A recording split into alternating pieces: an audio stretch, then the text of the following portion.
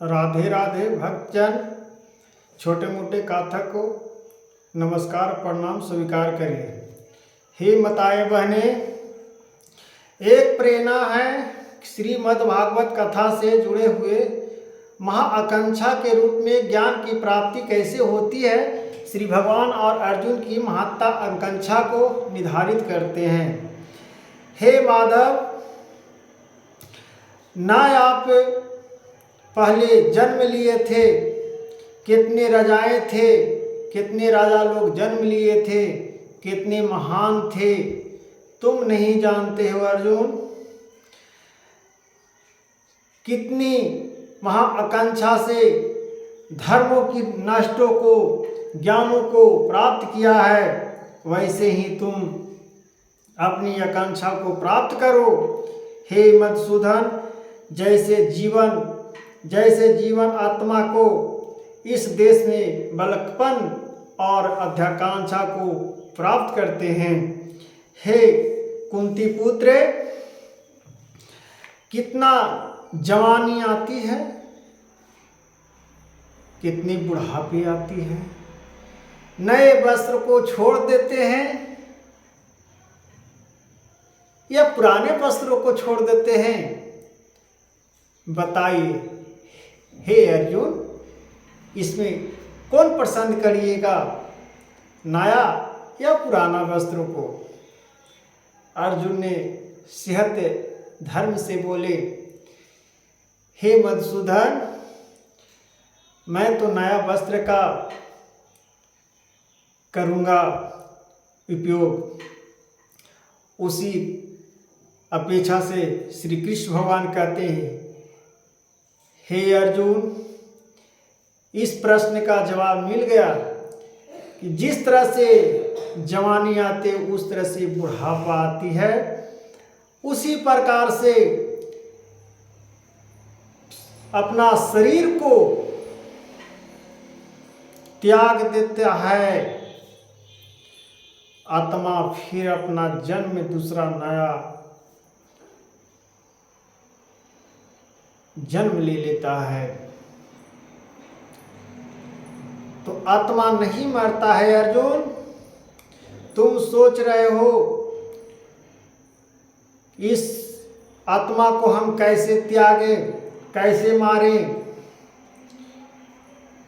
इससे तुमको घबराने की जरूरत नहीं है। हे अर्जुन, हे कुंती पुत्र, सर्दी गर्मी जिस प्रकार से आती है, बसंत ऋतु आती है, उसी प्रकार से समझो कि दुख सुख हमारे जीवन में कह के नहीं आता। एक निश्चित होता है कि हमको सर्दी गर्मी किस महीना में आ रहा है, वो हमको अनुभव मिल जाता है और हम डेट से जोड़ लेते हैं। लेकिन मृत्यु का कोई डेट नहीं होता है अर्जुन। सिर्फ ब्रह्मा जी ने इसका जब जन्म देते हैं, उसी समय सबकी भागों का और मृत्यु का अटल लिख देते हैं कि कैसे आपका मृत्यु होगा, कहाँ पे होगा, किस उम्र में होगा, वो सब आपको उसी समय रचना ब्रह्मा जी की ओर से हो जाता है अर्जुन।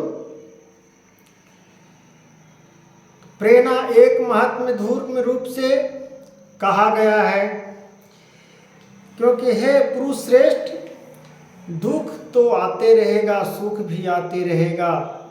अपना निश्चित रूप से समान संवारने वाले कल्याण को समान करो। इसलिए हे महाभारत, इस तुम सहन को सहयोग से उत्पत्ति विनाशीलता को प्राप्त करो, विनशीलता को प्राप्त करो और महानता के रूप में तुम जाने जाओ।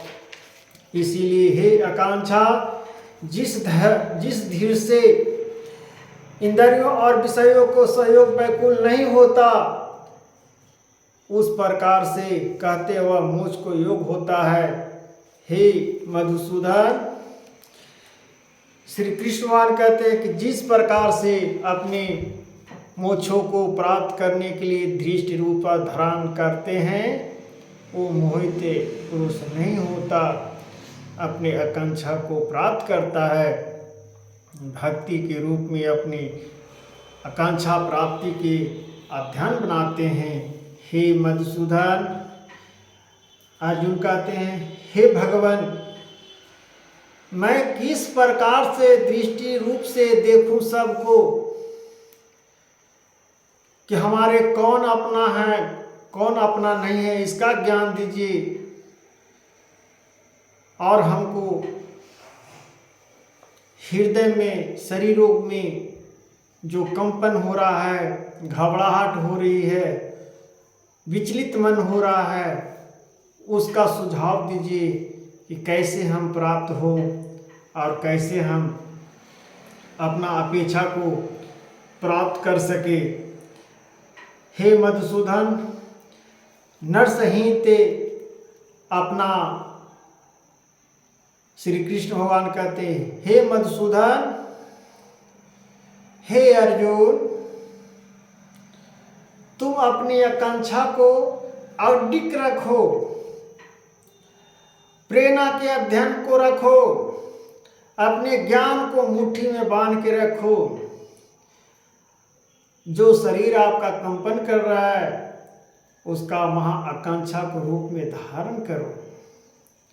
न तुम्हारा शरीर कंपन करेगा, न तुम्हारा महाआकांक्षा का रूप का घबराहट होगा। हे अर्जुन, तुम तो जानते हो कि इस पृथ्वी पर कितने पापी लोग हैं, कितने मोक्ष की लड़ते हैं, कितने राजाएं अपने अपने राजों के लिए लड़ते हैं। क्या वो मृत्यु लोग जाएंगे तो लेकर जाएंगे?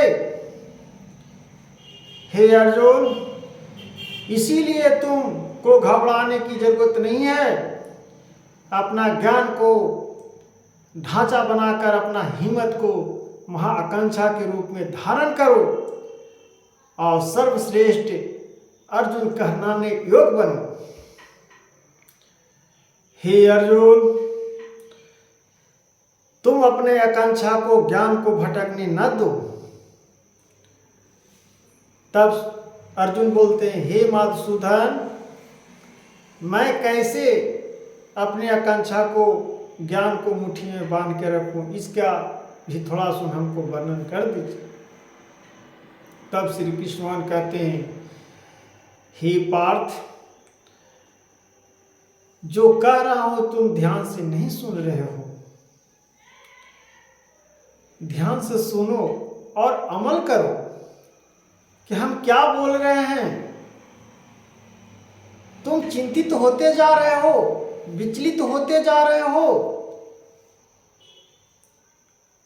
इसके लिए तुम मेरी बातों को सुनो और समझो और आकांक्षा रूप से अतिरिक्त होकर अपनी माया जाल से अपना ज्ञान को फेंको। जितनी माया है वो सब निकाल कर फेंक दो। अर्जुन, एक महान आकांक्षा के रूप में सीधे लक्ष्य बनाकर देखो। तुम्हारा लक्ष्य ज्ञान की प्राप्ति होगी, महाआकांक्षा के रूप में अत्यंत होगा। हे अर्जुन, इससे ज्ञान की प्राप्ति होती है और समझो और अपना प्रयत्न करो और अपना गर्व ऊंचा करो। राधे राधे, हरे कृष्णा।